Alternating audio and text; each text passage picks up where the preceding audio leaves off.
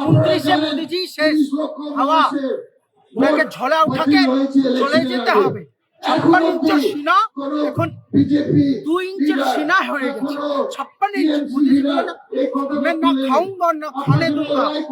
अब এবার তোমাকে রাম মন্দির খেয়ে রাম মন্দিরের টাকা খেয়ে পিএম কেয়ারের টাকা খেয়ে সব খেয়ে এখন ঝোলাটা নিয়ে ডোনাল্ড ট্রাম্পের পা ধরে পালাতে হবে।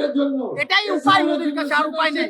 কারণ ভারতবর্ষের মানুষ বুঝে গেছে যে কংগ্রেস ছাড়া উপায় নেই, গান্ধী ছাড়া উপায় নেই, রাহুল গান্ধী ছাড়া উপায় নেই।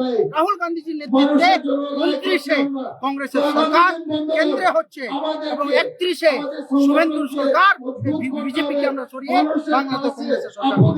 আমাদের প্রতিটি জায়গায় প্রতিটি ব্লক প্রচুর বাস সেকেন্ড ব্রিজে দাঁড়িয়ে আছে। কিছু লোক বিভিন্ন জায়গায় রয়েছে, পুলিশ বদমাশি করে, শুভেন্দুর সরকার বদমাশি করে জাতীয় কংগ্রেসকে শেষ করে দেওয়ার জন্য। কিন্তু জাতীয় কংগ্রেস এটা শেষ হওয়ার কথা নয়। হাজার হাজার বাস, কয়েকশো মানুষদেরকে আটক করে রেখেছে। আমাদের কর্মীরা বিক্ষোভ করছে মেদিনীপুর থেকে শুরু করে বিভিন্ন জেলা, হাওড়া সেকেন্ড ব্রিজে, এইদিকে বিভিন্ন জায়গায় মানুষের আপনি দেখছেন পুরো মাঠ ভরে গেছে। আপনার ক্যামেরাম্যানকে বলবো কোনো জায়গা দিতে পারছি না, এত লোক, তবু মানে এত বাধা বিভক্তির পরেও জাতীয় কংগ্রেসকে রক্ষা যাবে।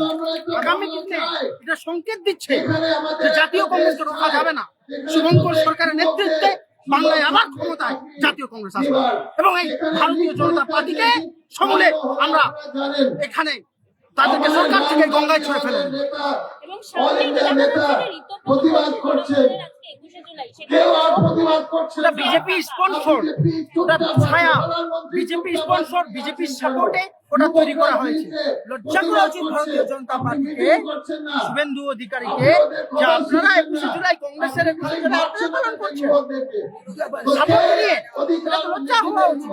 তো তাদের দিয়ে লোকজন কিছু নেই, ফাঁকা ঘরে ঘন্টি হয়ে যাচ্ছে। আর এদিকে কংগ্রেস আমরা জায়গা দিতে পারছি না, আর প্রত্যেকটা জায়গায় কংগ্রেসীদের বাধা দেওয়া সত্ত্বেও আজকে মাঠে হাজার হাজার লোক কংগ্রেসেরা ভরিয়ে দেখিয়ে দিয়েছে যে জাতীয় कांग्रेस ना झुका है ना झुकेगा। राहुल गांधी के पक्ष से ना हरा है ना कोई हरा पाएगा।